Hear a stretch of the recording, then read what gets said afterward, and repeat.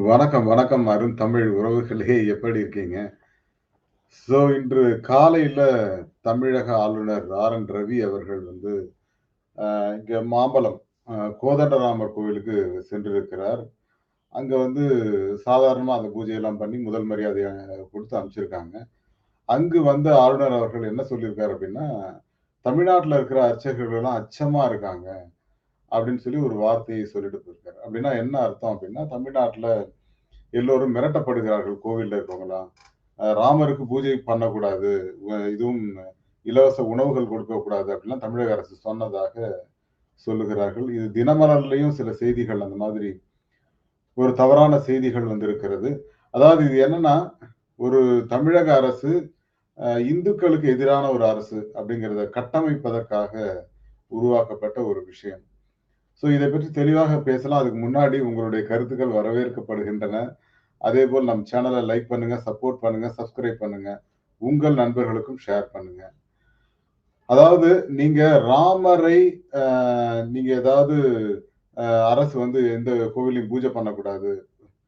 இலவச உணவுகள் கொடுக்கக்கூடாது, பிரசாதம் கொடுக்கக்கூடாதுன்னு தமிழக அரசு சொன்னதாக தினமலர் ஒரு செய்தி வெளியிட்டது. அதேபோல இன்று ஆளுநர் வந்து அந்த கோதண்டராமர் கோவிலுக்கு சென்று வணங்கிவிட்டு வரும்போது, இங்க தமிழ்நாட்டுல அர்ச்சகர்கள்லாம் ஒரு அச்சத்துல இருக்காங்க. எனக்கு அந்த பூஜை செய்து முதல் மரியாதை செய்த அர்ச்சகர்கள் கூட ஒரு பதட்டத்துல இருந்தாங்க அப்படின்னு சொல்லி போற போக்குல சொல்லிட்டு போயிட்டாரு. ஆனால் அதுக்கு சற்று நேரம் கழித்து புதிய தலைமுறை செய்தியாளர்கள் வந்து அங்க போய் அந்த ஐயர்ட்ட கேட்கறாங்க. அ ஐயர் இல்ல பிராமணர்ன்னு வச்சுக்கோங்களேன். அவரு ஐயங்கார். பிராமணர் கூட இல்ல ஐயங்கார்ன்னு வச்சுக்கோங்க. அவர்கிட்ட கேட்கும்போது, "அப்படிலாம் எதுவும் இல்லங்க. தமிழக அரசு உங்களுக்கு ஏதாவது பிரஷர் குடுத்ததா? நீங்க இந்த மாரி பூஜையெல்லாம் செய்யக்கூடாது" அப்படின்னு சொல்லி சில கேள்விகளை கேட்டிருக்கிறார்கள். அதுல வந்து குறிப்பிட்டு சொல்லணும் அப்படின்னா, "அப்படிலாம் எதுவும் கிடையாதுங்க. அந்த மாரிலாம் யாரும் எதுவும் சொல்லல. பட் ஆளுநர் வந்து நீங்க ஏதோ பதட்டத்துல இருந்தீங்கன்னு சொன்னாங்களே" அப்படின்னு சொல்லி அந்த நிருபர் வந்து அவங்கள்ட்ட கேட்கறாரு. அதுக்கு அவர் என்ன சொன்னாருன்னா, "இல்ல இல்லங்க. ஒரு புரோட்டோகால் அடிப்படையில இந்த மாரி புரொடெக்ஷன் பண்ணணும். அ இந்த இத இப்படி குடுக்கக்கூடாது, அப்படி குடுக்கக்கூடாது. இவங்க கொஞ்சம் அந்த பாதுகாப்பு அதிகாரிகள் எங்கள கொஞ்சம் அ ட்ரீட் பண்ணாங்க. அந்த பயத்துல தான் இருந்தோம். ஒருவேள ஏதோ தவறு நடந்து விடக்கூடாதுங்கிற அச்சத்துல தான் நாங்க இருந்தோமே தவிர, வேறு எந்த பயமும் கிடையாதுங்க எங்களுக்கு" அப்படின்னு சொல்லி அவர் வந்து வெளிப்படையாவே பேசியிருக்காரு. அப்போ ஆளுநர் எதை குறிப்பிட்டு சொல்றாருங்க? அதுதான் எனக்கு புரியவே இல்லங்க. இந்த மாதிரியான தவறான தகவல்களை கொடுப்பதன் மூலம் ஆளுநர் என்ன செய்ய, என்ன சொல்ல முற்படுகிறார் இங்க? என்ன அரசியல் பண்றாரா? அதாவது ஆளுநர்கள் வந்து அரசியல் செய்யக்கூடாதுன்னே ஒரு மரபு இருக்குங்க. இவரு இங்க வந்து அரசியல் பண்ணிக்கிட்டு இருக்காரு. இந்த எல்லா இடத்துலயுமே அதாவதுங்க இந்துக்கள் இப்ப ராமர் கோவில் இதெல்லாம் வச்சு ஒரு அரசியல் வந்து இங்க வந்து கட்டமைக்கப்படுது. அதாவது இந்துக்களுக்கு எதிரானவர்கள் திராவிட கட்சிகள் அப்படிங்கிற மாதிரியும், அதே மாதிரி இன்னும் சில விஷயங்களையும் பண்றாங்க. நான் ஒரு விஷயம் சொல்றேங்க. ராமர், ஆரியர், ராவணன், திராவிடர் அப்படின்னு வச்சுக்கோங்களேன். இந்த ஆரியருக்கும் திராவிடருக்கும் நடந்த போட்டியில தான் இந்த ராமாயணமே தொடர்ந்ததுங்க. ராமாயணத்தில் வில்லனாக சித்தரிக்கப்பட்டவர்கள் வந்து இவங்க ராவணன், அந்த விபீஷணன் இவங்க எல்லாருமே அந்த இன்னொன்னு நிறைய பேர் குரங்குகளாக சித்தரிக்கப்பட்டது எல்லாமே திராவிடர்கள். அதுக்கு அப்படியே ஆப்போசிட்டா இருக்கிறவங்க ஆரியர்களாக சித்தரிக்கப்பட்டது ராமாயணமே எழுதப்பட்டதுங்க. ஆனால் அதே ராமரையும் இங்க நாம் போற்றி பாராட்டுகிறோம். சில சில 100 வருடங்களாக இந்த ராமாயணம் பற்றி பெரிய பிரசங்கம் எல்லாம் நடந்தது. எனக்கு சிறு வயதுல வந்து என்னுடைய தாத்தா ஒரு கைலாசம்னு சொல்லிட்டு, அவர் வந்து ராமாயண புத்தகம் வச்சிருந்தாரு. அத வந்து வேறு ஒருத்தர்ட்ட குடுத்திருந்தாருன்னு ரொம்ப இன்ட்ரஸ்டிங்கா நாங்கலாம் தேடி பிடிச்சு அத எப்படியாவது படிக்கணும் அப்படின்னு சொல்லி ஆர்வத்தோட இருந்தோம். ஆனா அந்த புக் எனக்கு கிடைக்கவே இல்ல கடைசி வரைக்கும். நான் ஒரு 7த், 8த் படிக்கும்போது என்ன பண்ணேன், லைப்ரரி மெம்பர்ஷிப்ல எடுத்து ராமாயணம், மகாபாரதம் மகாபாரதம் வந்து ராஜாஜி எழுதினது, ராமாயணம் வந்து வேற யாரோ எழுதியிருந்தாங்க. அதெல்லாம் உட்கார்ந்து நாங்க படிச்சோம். நான் 7த் போய் 8த் படிக்கும்போது ராமாயணம், மகாபாரதம் படிச்சது மட்டும் இல்லங்க. இது பைபிள்லயே வந்து புதிய ஏற்பாடு, பழைய ஏற்பாடு, இந்த குரான் இங்க என்கிட்ட இன்னும் இங்க வச்சிருக்கேன். எல்லாமே நம்ம படிப்பதற்கான காரணம் என்ன? மதங்கள் நமக்கு என்ன சொல்லுகின்றன? எதை வைத்து நம்மை வந்து அரசியல் செய்கிறார்கள் இதுல? இப்ப குறிப்பா பாஜக வந்த பிறகு தமிழ்நாட்டில் இந்து தேசியம் என்று ஒன்றை உருவாக்கி, கடவுளர்களின் பெயரால் நம்மை வந்து அரசியலுக்கு உட்படுத்தி, இந்துக்கள் வந்து இவங்களுக்கு ஓட்டு போடக்கூடாது. இவர்கள் இப்படி ஓட்டு போடக்கூடாது. அப்படின்னு சில அரசியல் உள்நோக்கத்தை கொடுப்பதே தவறு. நான் என்ன சொல்றேன், மதத்தையும் அரசியலும் ஒன்றாக்காதீர்கள். மத நம்பிக்கை என்பது வேறு, அரசியல் வேறு. அரசியல்ல மிக திறன் வாய்ந்த அரசியலை நடத்துபவர்கள், நாட்டை ஆள்பவர்கள் வேண்டும் அப்படிங்கிறது தவிர, அதுல மதச்சாயம் நாம் பூச வேண்டாம். மதத்தின் அடிப்படையில எந்த நாடும் இருக்கக்கூடாது. மொழி அடிப்படையில இருக்கலாம். ஆனால் மதத்தின் அடிப்படையில இருக்கக்கூடாது. அதே போல இந்தியா அப்படிங்கிறது வந்து பல்வேறுபட்ட மொழிகள் பேசுகின்ற மக்கள், பல்வேறு நாகரிகம் கொண்ட மக்கள், பல்வேறு பண்பாட்டை கொண்ட மக்கள் இங்கே வாழ்கிறார்கள் அப்படிங்கிறது தான். சில 1000 வருடங்களுக்கு முன்னாடி சிந்து சமவெளி நாகரிகத்திலிருந்து இங்க இருக்கிற கீழடி நாகரிகம் வரைக்கும் எல்லாமே திராவிட நாகரிகத்தை சார்ந்தது. இதை வந்து ஒத்துக்கவே மாட்டாங்க. சிந்து சமவெளி நாகரிகம்ங்கிறது திராவிட நாகரிகம். இந்த பக்கம் நீங்க எடுத்தாலும் கிட்டத்தட்ட இந்தோனேஷியா வரைக்குமே திராவிட நாகரிகம் தான். இப்ப இந்த சில 100 வருடங்களாக ஒரு 1000 வருஷம், 1200 வருஷம், 1500 வருஷத்துக்கு முன்னாடி தான் இந்த ராமாயணம் போன்ற கதைகள் இப்ப இந்தோனேஷியால கூட ராமாயணம் வந்து வேறு மாதிரியாக சித்தரிக்கப்படுகிறது. அங்க இருக்கிற ராமாயணம் வேற, நம்ம படிக்கிற ராமாயணம் வேற. அதுவே வந்து வியாசர் எழுதின இது வேற, நம்ம இங்க கம்பர் எழுதினது வேற. இந்த மாதிரி நிறைய வித்தியாசங்கள் இருக்கு இல்லையா?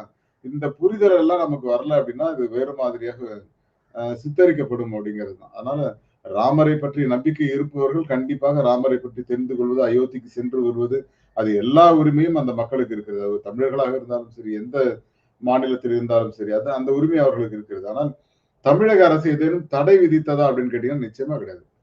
சோ இந்த புரிதல் இல்லாமல் இவங்க இதுல வந்து ஒரு அரசியல் செய்ய தமிழக ஆளுநரே நினைக்கிறார் அப்படின்னா, ஒரு கோவிலுக்கு போறாரு. அந்த கோவில்ல வந்து அதாவது நீங்க ஒண்ணும் இல்லங்க. ஒரு உயர் பதவியில இருக்கிற ஒரு அதிகாரி வர்றாருன்னா, ஒரு சிறு பதற்றம் அங்க இருக்கும். அத வந்து உடனே தமிழ்நாடு அரசு வந்து மிரட்டியிருக்காங்க. அதனாலதான் அவருடைய முகம்லாம் பதட்டமா இருக்கு. அர்ச்சகர்களுக்கு வந்து பாதுகாப்பு இல்லை அப்படின்னு சொல்லி ஒரு குண்ட போட்டு, இங்க வந்து ஒரு என்ன சொல்றது? ஒரு கலவரத்தை தூண்டுகிற மாதிரியான விஷயங்கள செய்கிறார்களோ அப்படிங்கிற ஒரு சந்தேகத்தை இது ஏற்படுத்துகிறது அப்படிங்கிறது ரொம்ப ஆச்சரியமா இருக்கு. ஒரு ஆளுநரிடமிருந்து, அதுவும் மேதகு ஆளுநர் ஆர்.என்.ரவி அவர்களிடமிருந்து நம்ம எதிர்பார்க்கிறது வந்து ரொம்ப ஆச்சரியமா இருக்கு. இந்த மாதிரியான வார்த்தைகளை அவர் தவிர்க்கலாம் இல்லையா? நீங்க ஒரு கோவிலுக்கு போறீங்க, ஆ கடவுளை தொழுகிறீர்கள், உங்களை நல்ல மரியாதை செய்து அனுப்புகிறார்கள், அதோட வரலாம். அத விட்டுட்டு அங்க வந்து அர்ச்சகர்கள் அச்சமாக இருக்கிறார்கள், இவர்கள் இப்படி செய்றாங்க, அப்படி செய்றாங்கன்னு சொல்லி ஒரு புரளியை கிளப்பி, இதனுள் ஒரு அரசியலை திணிக்கிற விஷயத்தை ஏன் பண்றீங்க? ஒரு பக்கம் நிர்மலா சீதாராமன் நம்ம தனியா பேசுவோம். ஒரு பக்கம் அண்ணாமலை. சோ இவங்க எல்லாரும் தமிழ்நாடு ஏன் நிர்மலா சீதாராமன் அயோத்தியில இல்லாம இங்க என்ன பண்றாங்க? அப்படிங்கிற ஒரு கேள்வி இருக்கு. இப்படி ஒரு அரசியலை செய்து இங்கு வந்து வேறு மாதிரியான ஒரு விஷயத்தை திணிக்க பார்க்கிறார்கள் தமிழ்நாட்டுல. தமிழ்நாட்டு மக்கள் உடன்படுவார்களா இல்லையா அப்படிங்கிற சந்தேகம் போய் இன்னைக்கு 5லிருந்து ஒரு 10% மக்கள் வந்து நம்ப ஆரம்பிச்சுட்டாங்க அப்படிங்கிறத பார்க்கும்போது ரொம்ப தர்ம சங்கடமான ஒரு சூழல்ல தான் தமிழ்நாடு இருக்கிறது அப்படிங்கிறது. அதாவதுங்க இன்றைக்கு விதைக்கிற விதை நாளைக்கு அது ஆலமரமாகி அவர்களுக்கு பழங்களை கொடுக்கலாம். நமக்கு தெரியாது. அது ஆலம்பழம் எதுக்கும் உதவாது. அது வேற விஷயம். சோ இப்படி இருப்பவர்களை நாம என்ன சொல்ல முடியும் சொல்லுங்க. சோ இந்த அரசியலை செய்வதற்காகத்தான் தமிழ்நாட்டில் ஆளுநர்களை அனுப்பி இருக்கிறார்களோ அப்படிங்கிற ஒரு சந்தேகம் இருக்கிறது. சோ இந்த 2024ல ஒருவேளை தேசிய அரசியல்ல மாற்றம் ஏற்படாமல் பாஜக ஆட்சியே தொடருமானால் தமிழகம் மட்டும் இல்லைங்க. எந்த ஒரு மாநிலத்திலும் எதிர்க்கட்சிகள் ஆள்வது மிக கடினம். ஏன்னா அப்படி ஒரு கட்டமைப்பை தான் அவர்கள் வைத்துக் கொண்டிருக்கிறார்கள். இது மிகப்பெரிய ஒரு பிரச்சனைக்கு உள்ளாக வாய்ப்பு இருக்கிறது. நம்ம எல்லாருமே அரசியல்னு சொல்லிட்டு இருக்கோம். ஏதோ ஒரு அரசியல் பண்றாங்க. ஒரு மொனோபாலிஸ்டிக் பாலிடிக்ஸ் அப்படிம்பாங்க. அதேதான் அது மொனோபாலிஸ்டிக் பாலிடிக்ஸ். அது அது அதோட உள்ள அர்த்தம் என்ன அப்படின்னா, ஒரே நாடு ஒரே தேர்தல். அதுதான். ஒரே நாடு, ஒரே கட்சி, ஒரே தேர்தல். அதுதான் மொனோபாலிஸ்டிக் பாலிடிக்ஸ். இதை கொண்டு வருவதற்கான முயற்சியில பாஜக ஈடுபட்டுக் கொண்டிருக்கிறது. இது ஒரு கடினமான ஒரு பாதை தான். வரும் வருடங்கள் இந்தியாவிற்கு ஒருவேளை 2024ல பாஜக ஆட்சி வருமேயானால், நான்லாம் கூட பாஜகல சேர வேண்டிய கட்டாயம் இருக்கும். நான் சீரியஸா சொல்றேன். நீங்க என்னதான் திராவிட பாரம்பரியமாக இருந்தாலும், பாஜகவிற்கு ஓட்டு கேட்க வேண்டிய ஒரு சூழல் அல்லது நமக்கு ஒரு அழுத்தம் தரப்படலாம் அப்படிங்கிற ஒரு சந்தேகம் எனக்குமே இருக்கிறது. நாளைக்கு மாறலாம். சொல்ல முடியாது. ஏன்னா, இது வந்து என்ன அப்படின்னு கேட்டீங்கன்னா, உங்களுடைய அரசியல்ல மாற்றங்களை கொண்டு வருவதுதான் பாஜகவோட திறன். என்னுடன் இருந்த பல நண்பர்கள் வந்து இன்றைக்கு பாஜகவை ஏன் ஆதரிக்க கூடாதுன்னு யோசிக்க ஆரம்பிச்சிருக்காங்க. அப்படின்னா அதோட சீரியஸ்னஸ் யோசிச்சு பாருங்க. என்னோட குளோஸா இருக்கிற என்கிட்ட பாஜக ஆதரவா சண்டை போட்டுட்டு இருக்காரு. நான் வந்து எதிரா பேசிட்டு இருக்கேன். இல்லைங்க திராவிட கொள்கைகள் இதெல்லாம் ஒத்து வராது. கடவுள் நம்பிக்கையே இல்லைங்கிறவன் வந்து எப்படிங்க அத போய் ஆதரிக்க முடியும்? அப்படின்லாம் நான் பேசியிருக்கேன். பட் ஒருவேளை நான் கடவுள் நம்பிக்கை இருக்கோ இல்லையோ, எங்க ஊர்ல ஒரு இது இருக்கு. அது பேர் என்ன சொல்லுவாங்க? அ பஜனை மடம்னு ஒண்ணு இருக்கு. அதுல வந்து இவரோட நம்ம கிருஷ்ணர் சிலை இருக்கும். கிருஷ்ணர் சிலை கிடையாது. கிருஷ்ணரோட ஃபோட்டோ இருக்கும். அந்த ஃபோட்டோவுக்கு வந்து நாங்க அந்த ஸ்ரீராம நவமி அன்னைக்கு 10 நாள் திருவிழாவா கொண்டாடுவோம். பட் எனக்கு வந்து கடவுள் நம்பிக்கை இருக்கோ இல்லையோ, அது மக்களுடைய அந்த நாகரிகத்தின் அடிப்படையில இது காலம் காலமாக இங்க ஃபாலோ பண்ற ஒரு விஷயங்கிறதுனால, மக்களுக்காக வந்து அங்க எல்லாம் பண்ணி 10வது நாள் வந்து குறைஞ்சபட்சம் ஒரு 500 பேருக்காவது சாப்பாடு போடுவோம். பட் இந்த முறை 1000 பேருக்கு பண்ணணும் அப்படிங்கிற ஒரு ஆசையில இருக்கேன். அது வேற விஷயம். அது மதம் சம்மந்தப்பட்டது இல்லையோ, முன்னோர்கள் செய்த ஒரு விஷயத்த நம்ம தொடர்ந்து பண்ணணுங்கிறதுக்காக ஏதோ ஒண்ணு பண்ணிக்கிட்டு இருக்கோம். பட் கடவுள் நம்பிக்கைக்கு அப்பாற்பட்டு அதை நான் வந்து பார்க்கிறேன். மக்களோட தொடர்புல இருக்கிற ஒரு விஷயமாக அத நான் பார்க்கிறேன். அங்கு செய்யப்படுகிற பூஜையிலிருந்து எல்லாவற்றையும் அமைதியாக இருந்து கேட்டு அன்னைக்கு அந்த உணவு பரிமாற்றம் நடைபெறும். எல்லாருக்குமே தெரியும் அது. பட் ஆனால் அதையெல்லாம் தாண்டி நம்ம நம்முடைய நாடு வந்து சரியான பாதையில போயிட்டு இருக்குதா அப்படின்னு கேட்டீங்கன்னா, ஒரு மிகப்பெரிய ஒரு கேள்விக்குறி. காரணம் என்ன அப்படின்னா, தமிழ்நாட்டின் அரசியல் மட்டும் இல்லங்க. இந்திய அரசியல்லயே ஒரு பெரிய மாற்றம் வர வேண்டும். அரசியல்ல வந்து சுதந்திரம் இருக்கணும். அதாவது ஒரு ஆளுங்கட்சி எதிர்க்கட்சியாக வேண்டும். எதிர்க்கட்சி ஆளுங்கட்சியாக வேண்டும். இந்த மாற்றங்கள் அட்லீஸ்ட் 5 வருடத்துக்கு ஒரு தடவ நடக்கலனாலும் 10 வருஷத்துக்கு ஒரு தடவ நடக்கணும்.